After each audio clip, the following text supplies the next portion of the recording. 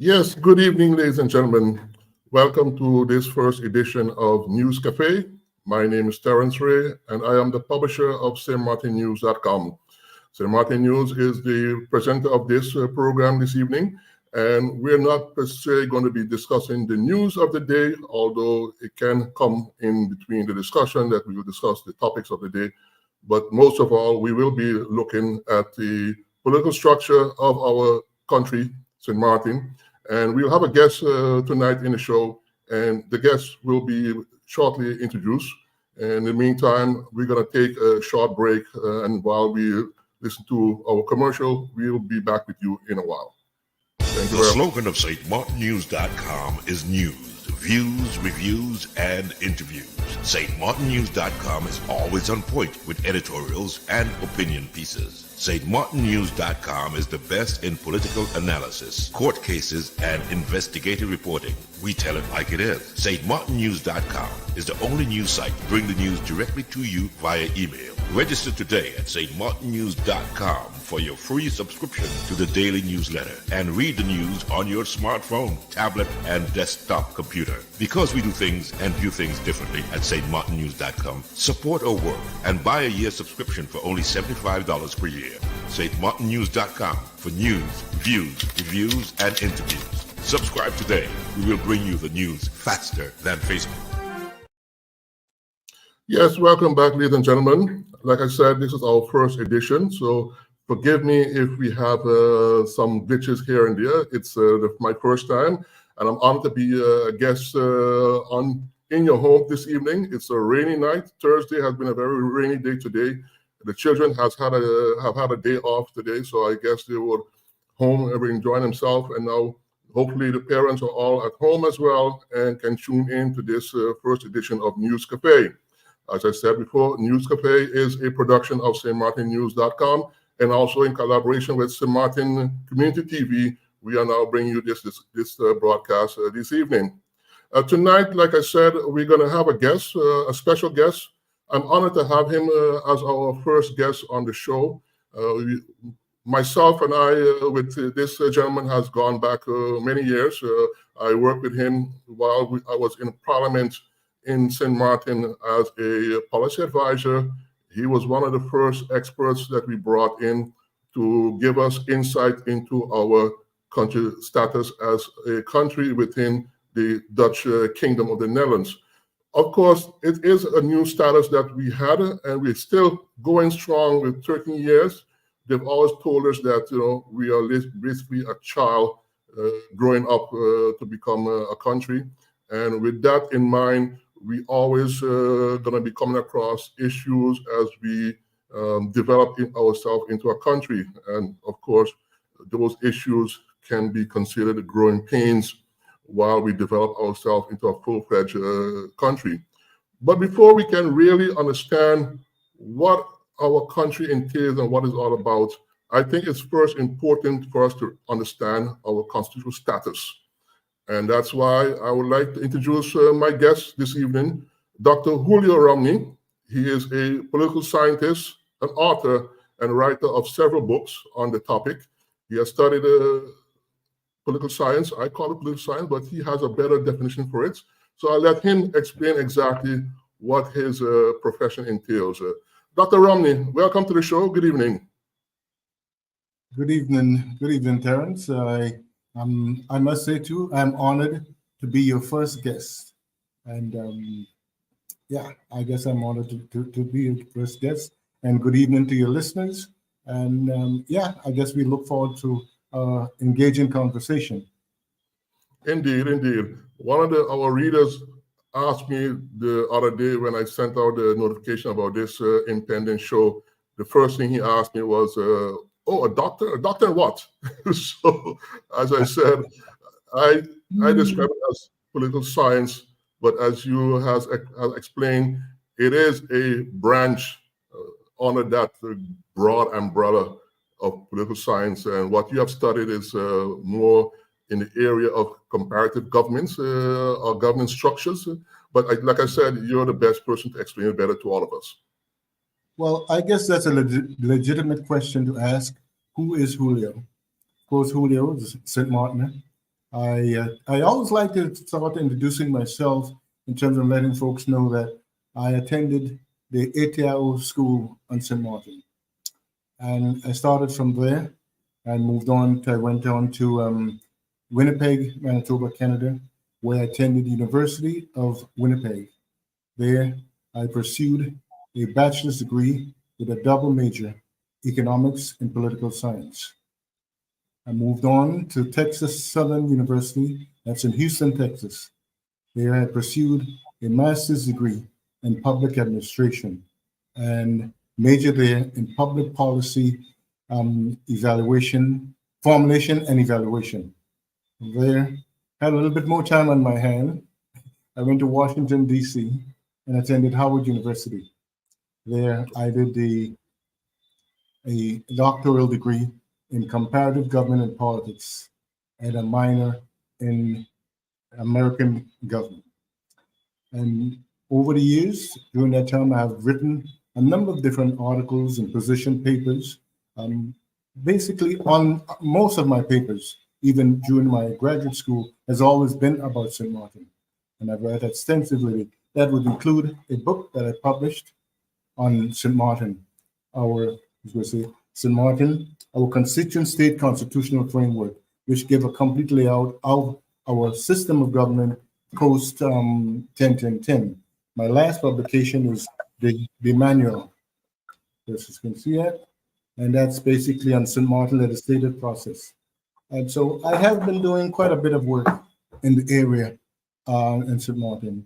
And one of the publications that I have sitting on my desk, I'm looking at the evolution of the kingdom of the kingdom of the Netherlands. Yes, that's a good word, evolution, because as I pointed out in our introduction, we are in an ongoing process as we develop towards a particular status in our well-being as a country.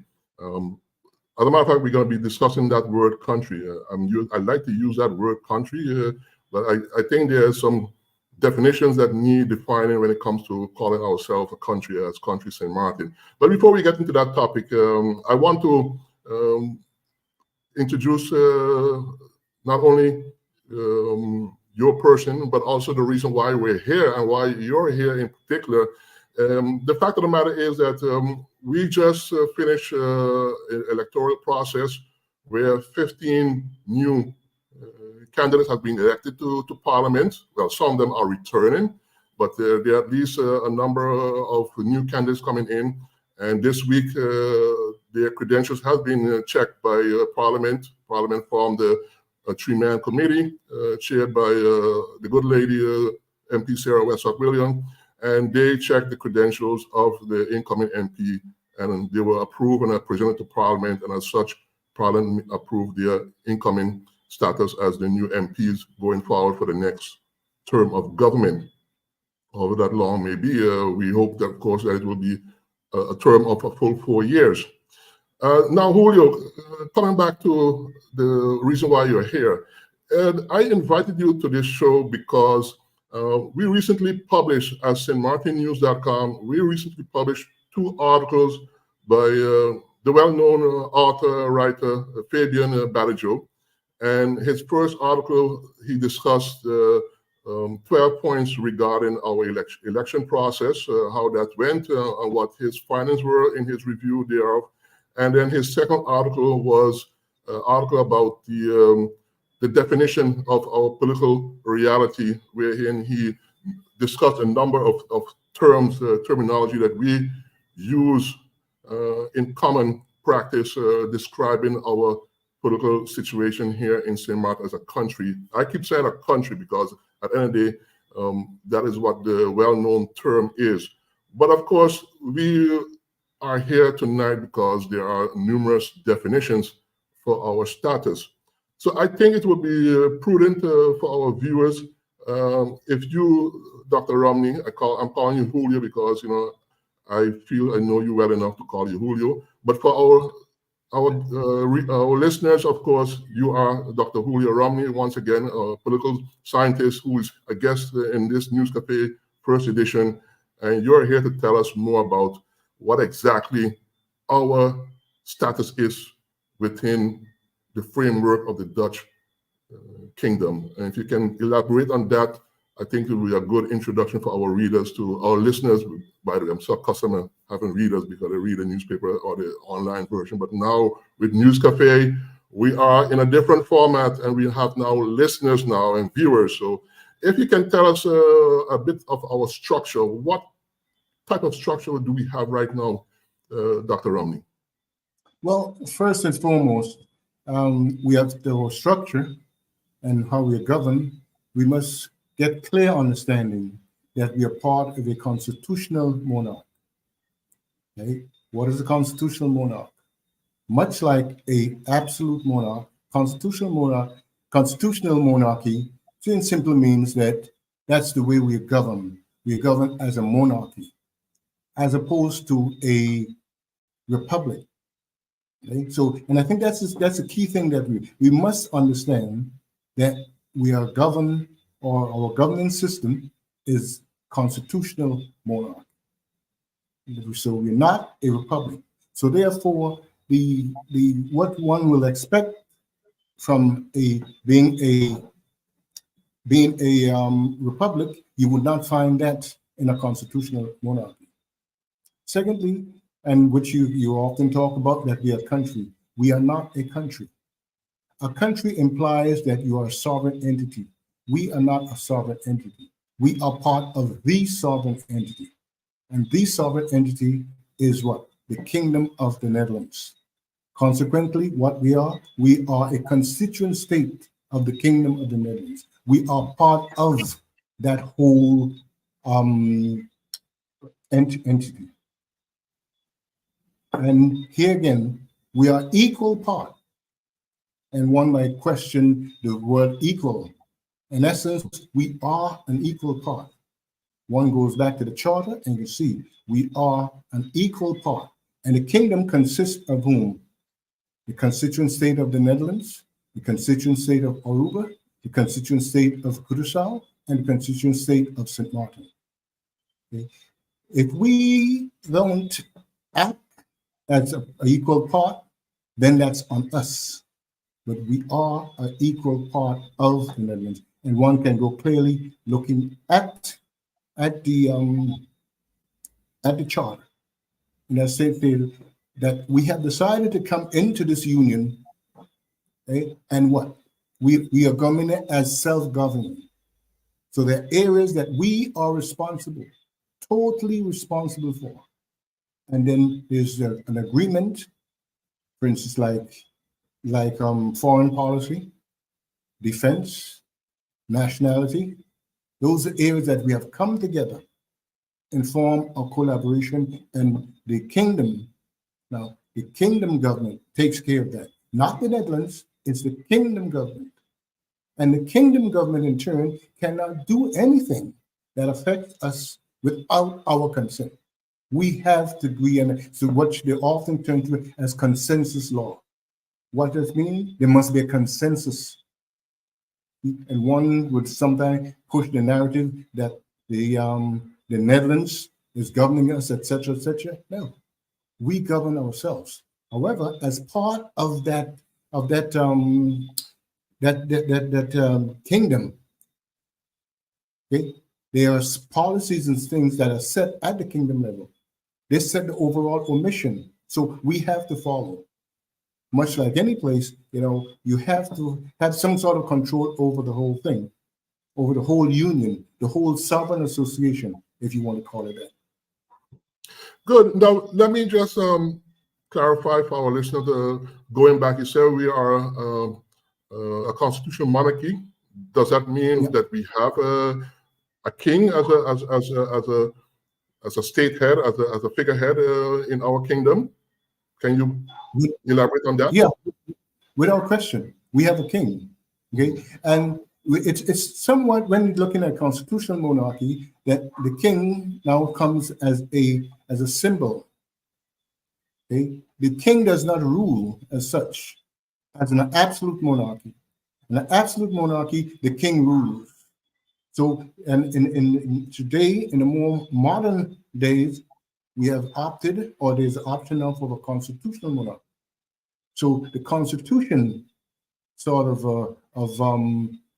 governs, as opposed to the absolute monarch where the king governs. However, we must keep in mind it is still a monarchy. The king is still at the helm, right, as opposed to a republic where you don't have a king at the head. It's supposedly the government of the people, for the people, etc. So that brings to mind what we have here on St. Martin as a representative of the king. We have here on St. Martin a governor.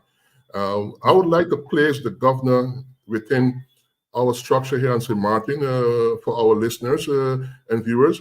We have what we call a trias política structure on St. Martin, where we have, on the one hand, we have a parliament, which we've recently elected members for, and on the other hand, we have a government, which is the executive branch within that trias política structure.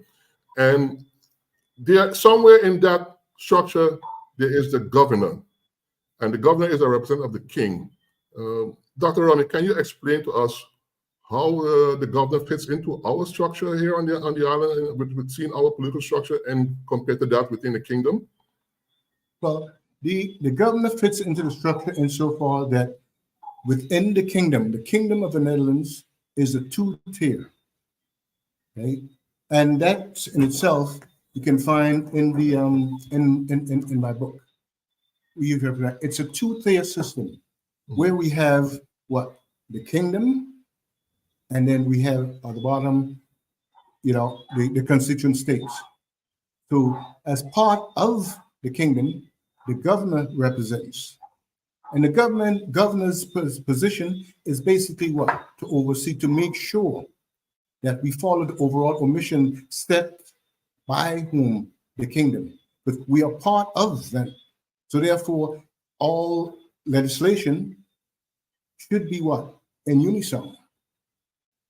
Right? And then on the lower and another tier, in fact, is not, one is not higher than the other, so it's not like as a federal system as such. No, it's two tiers. And at the lower level, there where you find St. Martin government, so to speak. And you talked about which they call what's called trias politica, trias or something. Yeah, you have the government, you have the executive branch, the parliament, and you have the judicial branch. And I was trying to figure out where the governor fits into that triangle. The governor does not fit into that triangle. The governor is at the, as I can say, he's at the kingdom level.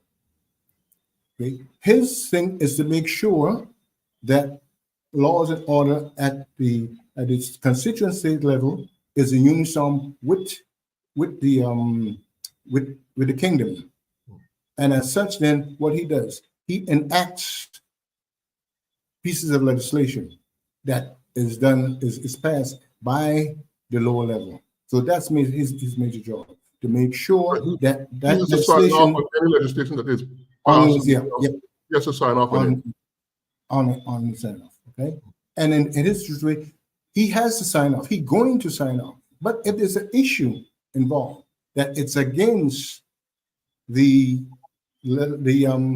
kingdom, then he'll inform the king, and then the king will look at it and probably annul it or say, look, you have to adjust it in order for it to be equal or to comply with the overall mission of the kingdom.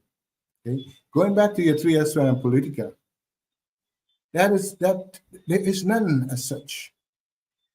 Because basically, when you talk about trias politica, meaning the separation of powers, okay, that means there's complete separation between the executive branch or the executive branch, the legislative branch, and the judiciary.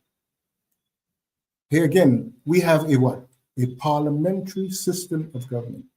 There is no separation in a parliamentary system of government. It is implied. And I say that because if you want separation, then each branch must be totally independent of the other. Okay?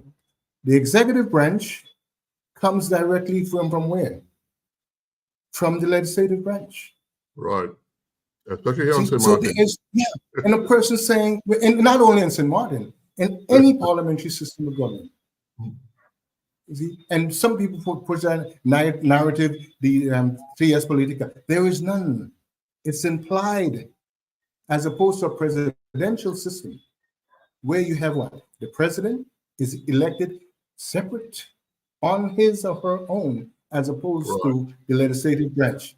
See, that is a separation of power. In a parliamentary system, there is none. The executive branch is not elected. It's appointed directly out of where? The legislative branch. So when one tells you there's a trias politica, the separation of power, it's implied. And not only it's in Martin, that is the system of a parliamentary system of government versus a presidential system of government. Right. Now, we had elections indeed, and it's interesting that you mentioned that point because, especially here in St. Martin, when we have elections for members of parliament, you often hear people talking about tasks that is basically that of a minister. But those who are running for election, they are campaigning usually on a platform where they're telling the people when they get elected, what all exactly they will be doing for people, building roads, building schools, what have not, raising minimum wage, raising pension, all these different promises are being made. And then indeed you would often wonder if you're holding elections for members of parliament or are you holding elections for ministers. So it's important that we have that distinction that people are not electing members of the executive branch, ministers or prime minister like in the federal system with the president, but they're electing members of parliament. And those, in this case, we have 15 members of parliament that are being elected. They are running on what we call political parties. In our constitution, we don't talk about parties, we talk about lists. And from that list, those with a number of votes that get the quota within a party, they become the members of parliament elect, and they are sworn in. And indeed, from that point on, tell us what happens from that point on, Dr. Romney. Okay. Yeah, you talk about a number of different things in there, so I'm going to try to explain it the best I can, touching on all the areas. Yeah, we have elections, and for obvious reasons, personal politics, which is our political history. We found a person saying, I am going to do this, I am going to do that, as a parliamentarian. Mindful, parliamentarian cannot fix roads, cannot do that. Parliamentarian job is to legislate. Exactly. Okay? However, they introduce the same things that belongs to the executive branch. Because what? Their thinking is to what? Is to become a minister. So because as a minister, they get more exposure. They can do things. So they can use that to their advantage when they go back to the electorate. Okay? And that's what causes a confusion. And for that reason, our parliamentary system lags behind, does not work as efficiently as it does. And then you'll often hear a person saying, well, the parliamentary system is not designed for us. It was never made up with us in mind. I mean, no, it was made. I mean, it's a true and proven system. Like anything else, you have to play it by the rules. If you don't play by the rules, it can never be effective. No, but when everybody wants to be, you want to get elected, so therefore you use that avenue. Right. Okay. Yeah. And but go ahead. No, I find it funny because indeed this is the situation that we're in right now at this very moment, and that's why I'm going to bring back the role of the governor, because let's just for a minute look at the structure. I talked in the beginning about the definition that we use to describe our status, starting with a country. I like to use the word country for a number of reasons, because it just flows easily out of my mouth. And the key here is why? Because it flows thin? Because it flows easy out of your mouth? Out of my mouth, yes. Out of your mouth, and got a person do that. I think it's imperative that we use the right terminology. Mm-hmm. Words matter. Mm-hmm. We must be able to say something today, and someone in Timbuktu has no idea who we are, would know exactly what we're talking about. That is the reason for language. If we all have a different definition for something, it's to be total chaos. Right. So it's imperative that we follow the correct terminology. We are not a country. A country implies that you're sovereign. We are not sovereign. We are part of that sovereign entity, which is what? The kingdom. And nothing is wrong with that. We are in a position as part of that kingdom, okay, with more powers than other like, for example, Puerto Rico. We have more powers in the kingdom as opposed to Puerto Rico, which is a territory of the United States. Right. We do not effectively use it. Okay, and I want to go back to to go back to where you started in terms of talking about the terminologies used in the article by the good editor. Okay? Mr. Fabian Badajoe. Badajoe. Yes, I want to invite our listeners to go on the website and search for Fabian Badajoe. His articles will pop up, and his recent 2 articles that we published can be found and read online on stmartinnews.com. So I just want to point that out to our readers and listeners. Mm-hmm. But continue. And in some cases, he talked about citizenship versus nationality. And he's talking about, with, enjoining that St. Martin, there's no citizenship, something to that effect. And Right, I right. want people to get a clear understanding. Here again, words matter. And you have to put it in context. Okay? Conceptually, citizenship and nationality are two different things. Because you said, well, we don't have a citizen because we don't have, when we fill out a form or whatever, the nationality would be Dutch. Of course, it's going to be Dutch. Right. Citizenship is what about? It's all about the internal political life of a state. It talks about you have a government, and they'll give you citizenship of that country or that state. Okay, when you what? You comply with legal formalities. So I can become a citizen, and there is something as a citizen of St. Martin. If I comply with the legal formalities, I can become a citizen of St. Martin. That is completely different than nationality. Nationality is defined, okay, as the belongings of a person to a particular nation. The nation here is what? The kingdom, which is what? Dutch. So when you talk about, okay, we're not a citizen, on that there's not such a citizen of St. Martin. Of course there is. If you comply with the rules and regulations, you can become a citizen. Right. And you can be what? A citizen of different places. At the same, I can leave from here and I can change my citizenship, change it to the French, or change it to Anguilla, whoever. Nationality is to identify you as part of the nation. Okay? And Then you talk about the other terms, of course, that are written about in the article, and I think the most interesting one that everyone would care about is indeed that nationality issue, especially when it comes to our passport. So that is the reason why that discussion will always be a hot topic when it comes to discussing citizenship and nationality. We all love our Dutch passport. It's one of the most powerful passports in the world because of the fact that we are a part of the Dutch kingdom.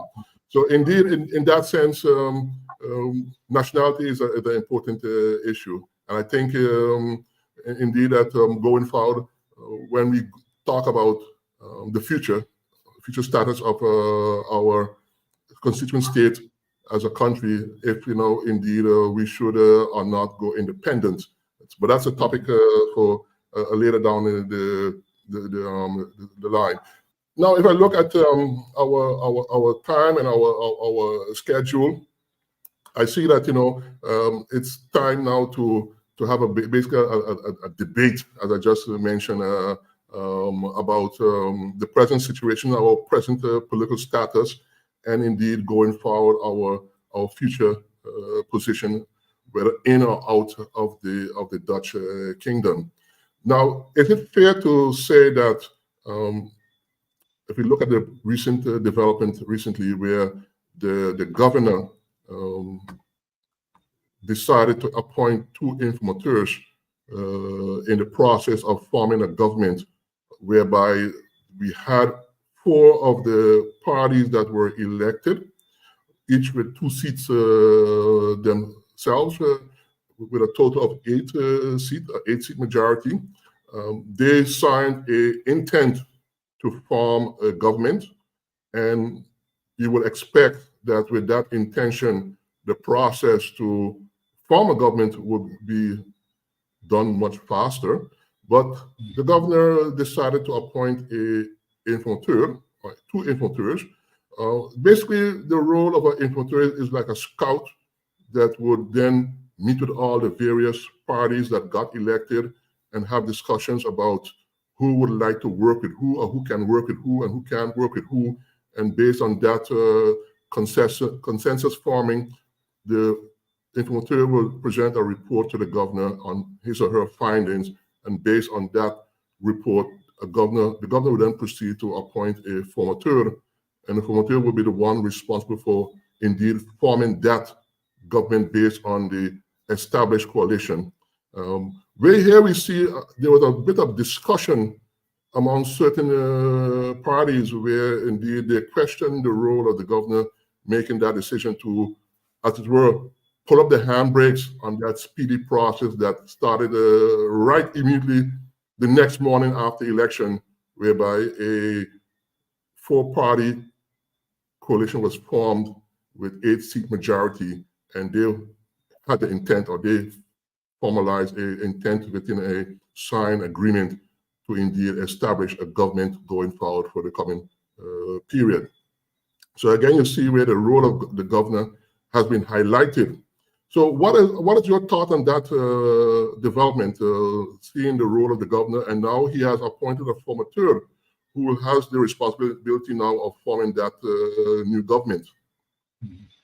Well, Terence, I want to beg your indulgence at this time, and I'll go back to that. But I think it's important that we get something in here. One of the big sticking things that also appeared in this article, we're talking about St. Maarten, and I guess that ties into the whole governor, right? They use that narrative to tie it into the governor and to say that St. Maarten is a colony. And you see in that whole article, it's even written in cap letters. Okay, and I think we have to bring some understanding to that. And I would say one just needs to take a look at the General Assembly Resolution 568-6. Folks, St. Maarten is not a colony. Okay? When one thinks, what is a colony? United Nations, not Julio, okay? United Nations, which is the authority. There where it starts and ends. Their definition, they find a colony by United Nations, chapter, I think it's chapter 11 in the thing, as a territory whose people have not attained a full measure of self-government. Folks, St. Maarten has and continues to enjoy a full measure of self-government. I'll say it again. We continue to follow or to attain a full measure of self-government. And that is clearly stated in the General Assembly Resolution 568. So what they're telling us that we should ignore that. We should not go by what the authority there of United Nations says. And I'm eager to hear what someone says, okay, have you read it? Or do you consult with a body of literature? Or are you just going from your mind, what you feel? Okay? And here again now, we're going back, what is a full measure of self-government? That will be the person next question. A full measure of self-government, again, you look at that in the body of literature. When one goes back and consult with the authorities therein, so a claim that you have you design your own political destiny. You're involved in that. Again, 1954, we did that. We said what? We want to be part of this kingdom. 10-10-10, what we do? We reconfirmed that and said we want to be part of this kingdom. Okay. Secondly, your social issues. We in charge of that. Third, our economy. The Netherlands has no input in our economic affairs. We are the ones who have to what? Set our economy, determine our monetary policy, determine our fiscal policy. If we fall short in doing this, that's something. Not negative. Okay. Second thing is education. We in charge of our education structure, not the Netherlands. Okay? Then, the education and advancement. So those areas, once you're self-governing, is when you're in charge of your political, social, economic, and education. And we are in charge of that. One will say that the Netherlands dictates and do stuff for us. That is not true, folks. I mean, like anyone else in any other place, we are not a colony. However, I would admit that we under the yoke of imperialism. What is imperialism? Because of the larger size of the Netherlands, they can sort of dominate us. They can sort of push us around, if you want to call it that way. However, they still can't, because again, within the charter, it says what?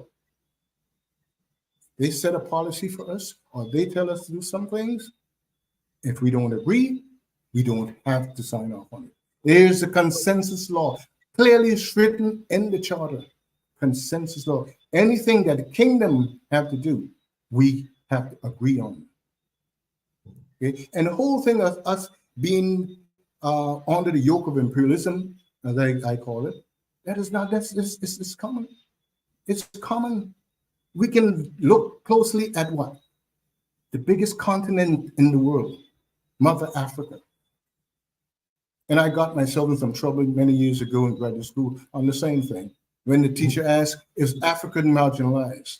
Everyone agreed, no. When it came to my answer, they say, Scholar Romney, what do you think? I said, of course, Africa is marginalized. They do not dictate public policy, so therefore what? You are marginalized. So the same thing with us. And that's not only happened with us, it happened with other countries, other things, because of these guys' largeness, their power, they can then dominate you. Mm-hmm. So I want to get that in there, that we are not a colony. And there's much talk in that article too, comparing colony with democracy. Yeah, again, you must understand what is democracy. Okay, democracy is just basically provide an environment that respects human rights, fundamental freedom, okay, and basically participating in a political process, which we all do. Okay, that has nothing to do with a colony. Those concepts are mutually exclusive. So when one wants to talk about this stuff, folks, let us understand what it means. Don't try to conflict them and want us to believe that there's no democracy, because we are a colony. No, there are two separate terminologies, mutually exclusive. Okay? And now we'll translate again, go back to the governor thing. Mm-hmm. Governor naming an informateur. Mm-hmm. Here again, you see it. That is a normal thing. It's not part of the Constitution. It's just a practice, a political. That would beg the question, indeed, if is that a process is imposed on us from higher up, or is that something that we embrace as a people and follow that process? Because it's clearly not in the Constitution that process. So how do you see that that tradition? That's what it is. The informateur is not imposed on us. It's something that is done in the kingdom or in the Netherlands. So something that we have adopted. Right. However, we have failed to accurately implement it. Prior to 2012, that the same thing was done within the Netherlands. The king was the one that would then put a formateur together. That's no longer. The whole concept about informateur is that the party that has the highest number of votes, that party is invited, to be the informateur. The leader of that party is invited to be the informateur. Okay? Forming a government is a political process. You cannot have someone who outside the political realm coming and saying, in mine, given large instructions to go and form a government. If that is the case, then we don't need elections. And it's bound to fail because at the end of the day, it's the political parties that have to come together and form that government structure or that new government. So what that whole concept of how we are implementing it, or how we tend to go along with this informateur, what we do, we are reinventing the electoral process. We are reinventing what the electorate said they want. Yeah, because that's an interesting phraseology that you use, because that was basically what many people in our society considered seeing happen, that basically the electorate cast their vote, outcome was generated, and then we start a whole new process whereby it seems like another level of determination of our governance going forward was being set by others, by the voters, the electorate. Yeah, and if you read the report from the informateur, they approach 54 civic and organization entities, stakeholders. They call them stakeholders. There's no stakeholder here. The stakeholder is who? The electorate. The electorate has spoken. It said by we want, or we have given by the ballot a party 4 seats, the other one 3, and the other 3 2. Okay? Now it's up to them now to come together and see who can work together. And we're seeing the same process happening as we speak in the Netherlands. And what? They cannot work together. They find it difficult. They're falling apart. Yep. And that's part of a parliamentary system of government. That's how it is. We're seeing that in Israel, who again is probably the mother of a parliamentary system. And what happened there?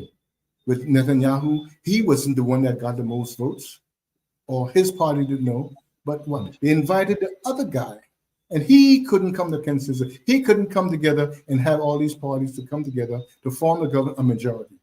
So he went back and said, look, I can't.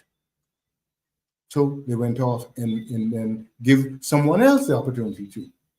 And that's how Netanyahu came in to play. And that's what we might see play out in the Netherlands. And if that doesn't work, what happens? We go back to the polls. Person said, go back, no money. That is the price of democracy. Right.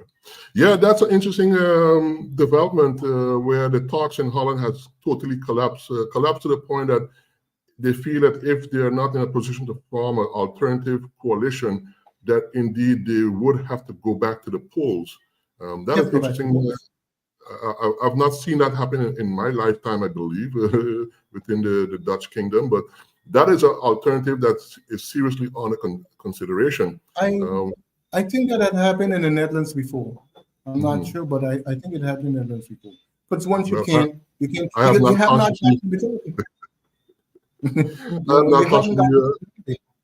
yeah. But anyway, I think it's time to take a short commercial break, and then we will come back and recap our talks, and then we go into the discussion of what next. What is our future holds for us as a again, my word, as a country, as a constituent state, as a constituent. I think it's imperative that because if it's an apple, you have to call it an apple. You can't call it orange because they all are fruits. Yeah, but when you say apple, it could be a fruit, it could be a computer device. So again, you see where definitions indeed. But that's why I think it's important in when going forward that if I refer to the word country, I do indeed mean a constituent state within the Dutch kingdom. Then we should learn to say what we mean, because the other person is listening. And they must be able to understand exactly what is happening on St. Martin. Right. Okay, ladies and gentlemen. If you don't want to say the word country St. Martin, just say St. Martin. Yeah, see, that's, whoa. Now you bring on another debate there. How do you spell St. Martin? How do you pronounce St. Martin? Is it St. Martin, Saint Maarten, so that's a whole different discussion there as well. But anyway, like I said, I want to take a short commercial break so we can have a little word from our hopefully sponsor. And with that, I think we'll have a little time to reflect and use that opportunity to frame our thoughts for the next segment. So I want to take a break and for a short break of a commercial word from our sponsor. The slogan of stmartinnews.com is news, views, reviews, and interviews. stmartinnews.com is always on point with editorials and opinion pieces. stmartinnews.com is the best in political analysis, court cases, and investigative reporting. We tell it like it is. stmartinnews.com is the only news site to bring the news directly to you via email. Register today at stmartinnews.com for your free subscription to the daily newsletter and read the news on your smartphone, tablet, and desktop computer. Because we do things and view things differently at stmartinnews.com, support our work and buy a year subscription for only $75 per year. stmartinnews.com for news, views, reviews, and interviews. Subscribe today. We will bring you the news faster than Facebook.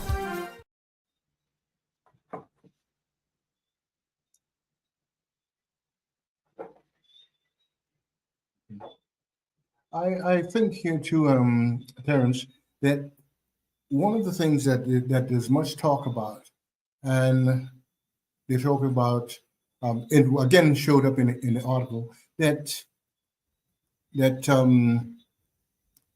after elections, the whole concept of a political party does not come into play. Here again, false narrative. If we go to Article 47 of the Constitution, it clearly states that it's not a system of persons, it's a system of political parties. One cannot postulate themselves for election. You have to go through a political party. And I think this needs to come to the forefront, that it's not about the individual. We tend to put it that way, but it's about the political party. It's proportional representation. What that means, that the government is in proportion to what? The party gets seats in proportion to the number of the population. And we go on and said, well, once you get elected, the seats become yours. Ladies and gentlemen, the seat is not yours or the candidates. The seat belongs to the political party. Okay? And I have a question that I've sent a letter to the Central Voting Bureau, asking them to educate me. I might get it wrong. Let me know where in the Constitution does it say that the seat belongs to an individual. Does not. It says clearly in the Constitution, in the explanatory notes, what? That it's not a system of individual. It's a system of party. It's in proportion to the party. We go further. The first thing that happens, the person doesn't get elected. No. It's the party that's attained the number of votes or rather seats. The parties allotted those seats. Once the party's allotted, then it goes out to the individual candidates. And that again now is based on what? A party list quota. So they're going to tell you what, they elected 15 persons. No, they do not elect 15 persons. They elect political parties that come together and form a coalition. We didn't see the governor went out there and said, well, persons who have gotten X amount of votes, then you come and form the government. No. It goes to what? The political party. You see? And this is the thing, again, we have to get to understand that what proportional representation means. Means what? The party gets number of seats in parliament in proportion to the number of votes they have received from the electorate. No, that is very interesting. Yeah, if we don't go along with these things, our parliamentary system will never work effectively. And then they'll say, well, it wasn't meant for us, or it wasn't designed for us. My question, what has been designed for you? Because what? You do not want to play along with the rules and regulations. And there has to be rules and regulations. So if we do not want to play according to the rules and regulations that have been established for us, because basically we were given all these rules and regulations started with our Constitution, which some say is a copy-paste document that we are now utilizing. That will bring me to the topic, and I'm glad that our viewers are still with us. We are back again after a short commercial break. Once again, just to let our audience know who we are, my name is Terrence Ray, a publisher and editor of stmartinnews.com. And in this new first edition of our News Cafe show, we have Dr. Julio Romney, author and political scientist, discussing our political structure, our present political structure, what that all entails, what it means for us as a constituent state, and what it means for our people, having just recently gone through an electoral process whereby now we are at a point of forming a new government, and a government that hopefully will last another 4 years. We are now at a juncture in time where we also have to consider not just the coming 4 years, but further down the line as a status that we would feel comfortable with for us as a people with a self-determined future, with our own government, our own structure, and ultimately with our own sovereignty. Now, going to that debate, basically what the topic entails is independence. Should we or should we not go independent? What is your thoughts on that topic, Dr. Romney? I think the question here should not be whether to go independent or not. The question here is should we be prepared for that? Much like I showed with you and myself growing up, okay?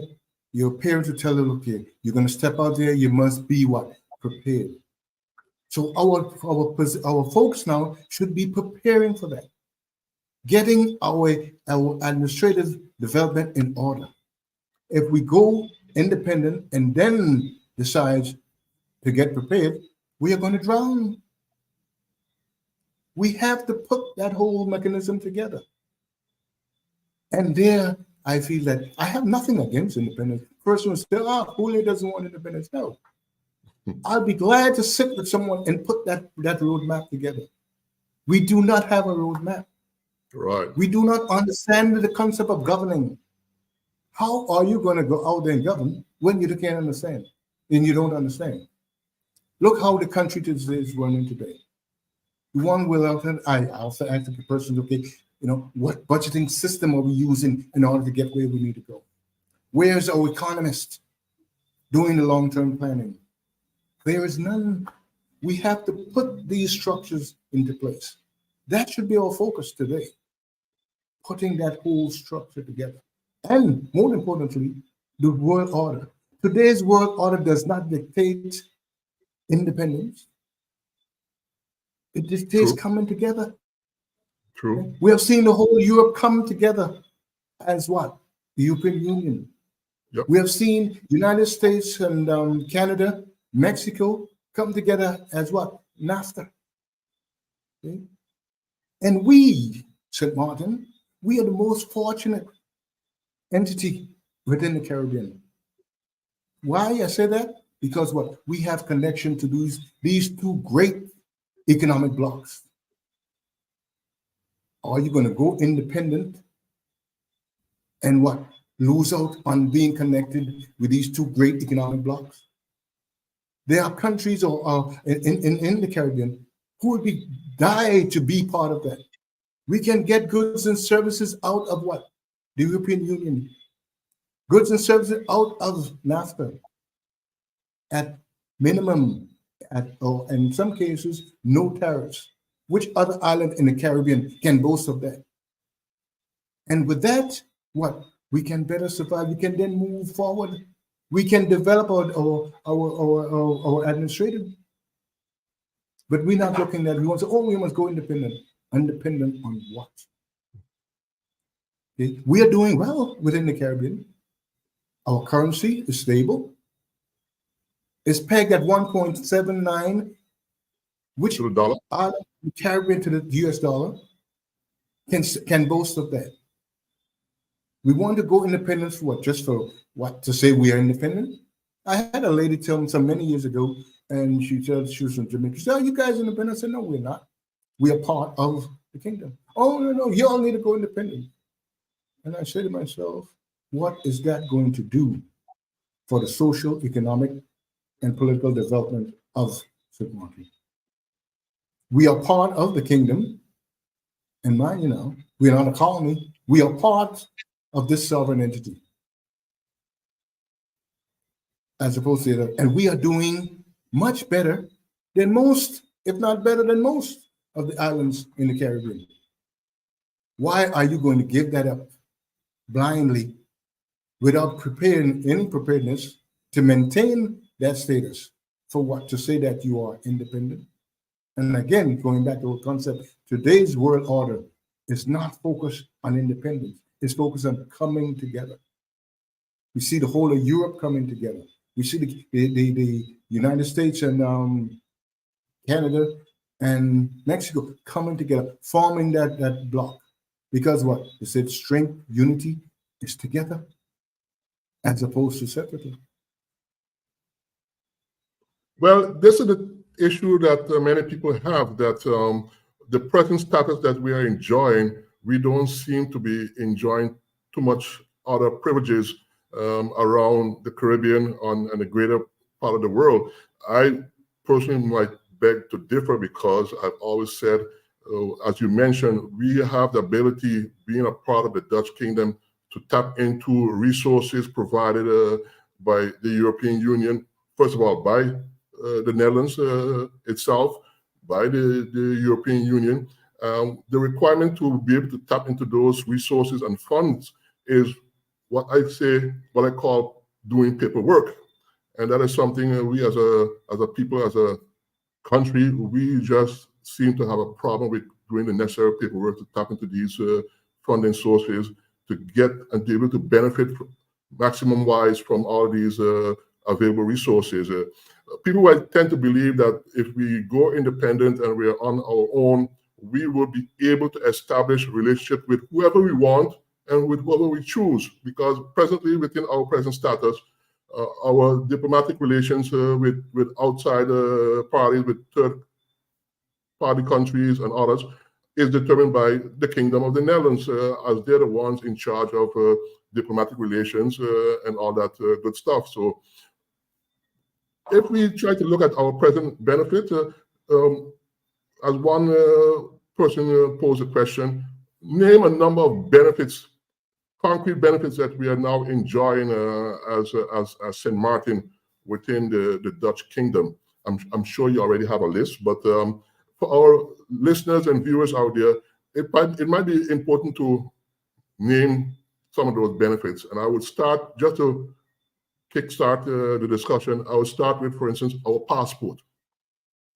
That's about that, as one of the main benefits, and others that I'm sure you can mention and elaborate on. Well, yeah, our passport, right? And as you mentioned earlier, of the almost 200 independent countries, that passport is ranked number, I think number 10. In the top 10. Okay. And even that person said, "Oh yeah, just what a passport means a lot." Okay? That is something that we benefit, that we get from being part of the kingdom. Okay? And not only that, the diplomacy, defense. Believe it or not, we get a lot of these things benefit at zero cost. I often refer to it as representation without taxation. We do not put a dime into the coffers of that. However, we get all these benefits. Okay? If we become independent, and like I said, it's a good thing to aspire. Okay? And I aspire that for St. Martin. But I said what? We must be prepared. We must do the homework. Like you were saying earlier too, there's a number of things that we can benefit from the European Union, but what we do not, because we don't do the paper. We do not apply for these things. We do not, I was straight up, I would say, and personally I get mad maybe for that, we do not have the capacity. Oh, We yeah. do not have the capacity, period. But people will beg to differ with you on that point, whereby allow us to develop that capacity ourselves at our own pace and our own strength, and let us be the ones who determine that pace, and not seen as compared to My others. thing is that then nothing was wrong with that. We should be developing it now, but what? Our education does not allow for that. They don't take for that. See, we put persons in there that don't have that vision.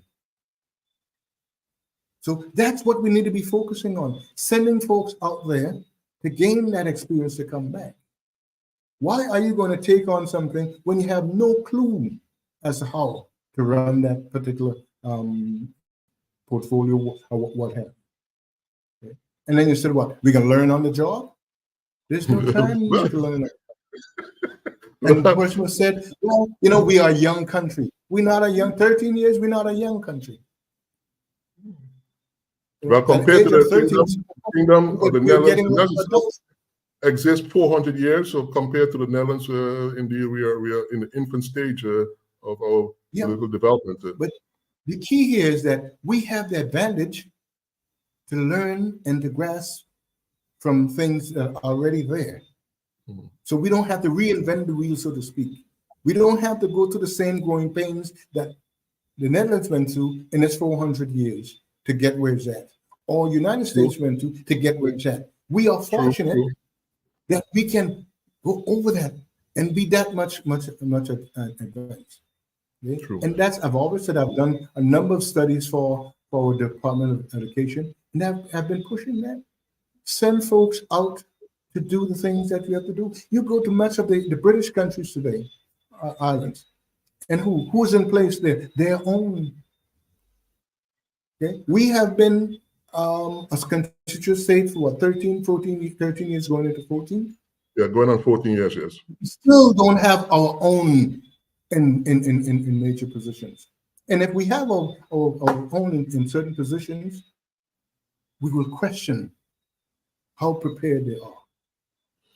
Well, I'm finding it interesting that you mentioned that our own, because that is a whole nother topic, and I think that's a discussion that we always hear about and now and then entertain, the discussion about who exactly we can consider as our own. In other words, who is a St. Martin? But I'm going to leave that topic for another time, another platform, another night.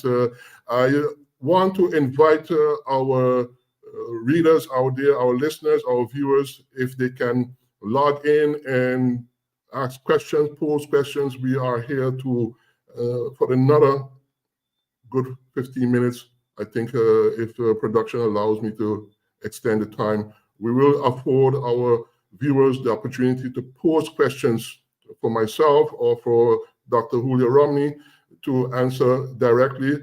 I can tell you that I'm getting messages via my WhatsApp from viewers. Some are saying that they cannot log in. They're not unable to log in for whatever reasons. I don't know. They are unable to log in to participate in this segment of the debate. Even though that might be the case, I want to let people know that they can also tune in via Facebook on St. Martin News Online. It's being broadcasted there presently. You can indeed use that platform to connect with us. We are also on YouTube. You can also follow our link on YouTube to get into the debates as well. If indeed it is an issue, we will have to look into that. We'll have to get our production team to look into that issue. I have a number of people here in my WhatsApp posing topics for discussion and sending us messages about our present status, including the last one here, talking about our education system that you just touched on, Dr. Romney. It is said that our education system was designed to create the capacity. If it was done properly, we would have already been doing that, developing the necessary capacity within our society to be able to put people in the right places to manage and govern our country. Yes, it's our education system. Whose system is that?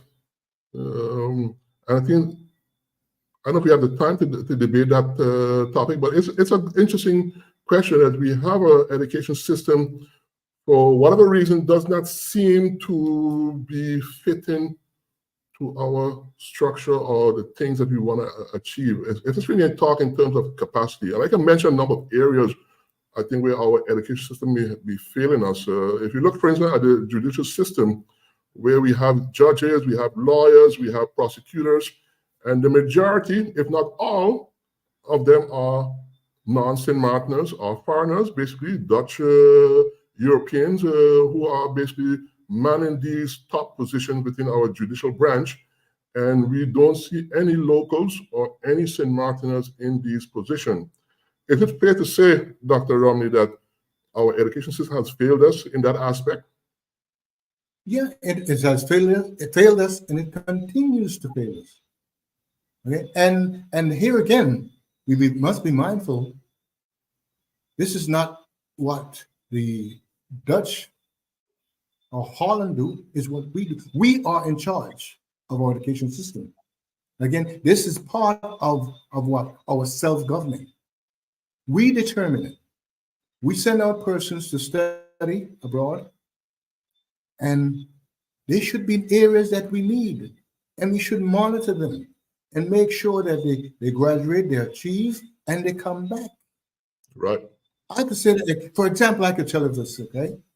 I went to study, like I said, of course, before, and I'll bring myself as an example. I went to Canada. I went to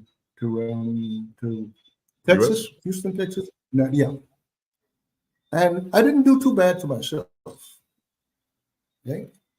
I came back with an area that is desperately needed: comparative government and politics, public budgeting, public administration. Many years ago, I sent my resume to the government of St. Martin. And I said many years ago, many decades ago. Okay? And today, as I stand here, I yet to receive An a answer. response saying, yeah. Wow. That's to tell you, we are failing ourselves. One could tell me that in how we don't need someone who understands, who have written on the subject, including putting together a draft ordinance for what? Electoral reform. Desperately Right. needed. At that time, I remember. Prime Minister in charge of that refused, ignored to have a conversation with me. Just even as a conversation. Okay. We do not want our own. And I think you have done something very interesting to further that topic and drive, and if we want to call it agenda. Agenda sounds so negative. It sounds like you have ulterior motives. But you have formed an organization for the purpose of educating our people, and I believe it's called SIPS, stands for SIPPS. As to close off Yes. your evening with us, maybe you can touch shortly on that to let people know what you're doing now presently, how you're active with this organization, and what people can get from it. Yeah, that organization is the St. Martin Institute for Public Policy Studies. And basically, in short, our objective here is to cultivate a more informed society. Yeah, objective, that's the word I was looking for. The objective here, okay, is to make sure that the people of St. Martin, because if we want to move forward, we must understand our political process. We must Yes. understand that we are a constituent state and not a country. We must understand that we are in a constitutional monarchy system as opposed to a what I'm saying? No. A republic. Because there's a distinct difference. And if one doesn't understand where you are, you can never get to where you want to go. And you need to know also where you want to go. And even know if you want to go. So that's our objective. And for that reason, we have had a number of meetings or of town hall meetings. First, we started with understanding of your constitution, and one of the we recently done is talking about a debate where we had all the political parties came together and explained or was able to reach out to the general public or the electorate and said, this is what I stand for. And at the same time, keeping them in mind that we are not, our political culture is all about personal politics, as opposed to looking at ideology. Right. And that's one of my main things, is to get folks to, at this point of St. Maarten, in its development phase, personal politics cannot get us anywhere. Personal politics cannot get to build that bridge to get to the next point. It has to be based on an ideology. And you hear much persons saying, oh, in this ideology, there is no ideology on St. Maarten. I often say that myself. Because again, we don't understand, or we fail to understand, or we don't want to understand. Words matter. What is the meaning of ideology? Well, good question. And with that, I'd like to close off the evening. Dr. Julio Romney, once again, I'm happy to have you on my first show. It's an honor and a pleasure. And I hope that tonight's show sets the tone and sets the platform for future discussion and debate on our political structure, our status, and our politics as St. Maarten. And so I hope and invite others to contact us if they want to come on a show and put in their 2 cents, as it were. I hope this night discussion and this night information that we have presented would work as a starting point for the future going forward where that is concerned. I'm certain that we will be having you back with us, Dr. Romney, because there's a lot to discuss. I have not touched on many of the topics that come to mind, and when you use certain words, you trigger thoughts, but I didn't want to make it into a debate situation. But I'm glad that you're here tonight with us, and I look forward to having you back again.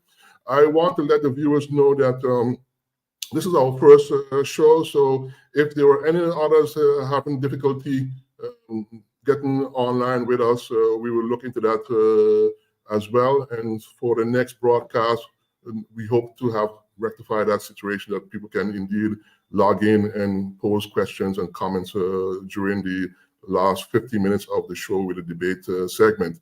That being said, I indeed thank you once again, Dr. Romney, and I give thanks to my viewers watching out there.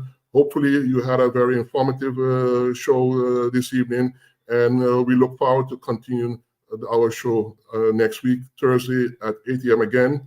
I would like to let people know that this recording will be posted online on YouTube and on Facebook, and you can rewatch the show at your leisure.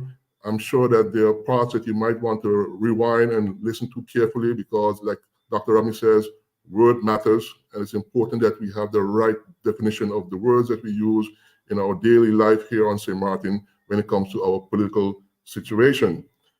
Once again, ladies and gentlemen, thank you very much, and I wish you a pleasant evening further. Thank you, and goodbye. The slogan of stmartinnews.com is news, views, reviews, and interviews. stmartinnews.com is always on point with editorials and opinion pieces. stmartinnews.com is the best in political analysis, court cases, and investigative reporting. We tell it like it is. stmartinnews.com is the only news site to bring the news directly to you via email. Register today at stmartinnews.com for your free subscription to the daily newsletter and read the news on your smartphone, tablet, and desktop computer. Because we do things and view things differently at stmartinnews.com, support our work and buy a year subscription for only $75 per year. stmartinnews.com for news, views, reviews, and interviews. Subscribe today. We will bring you the news faster than Facebook.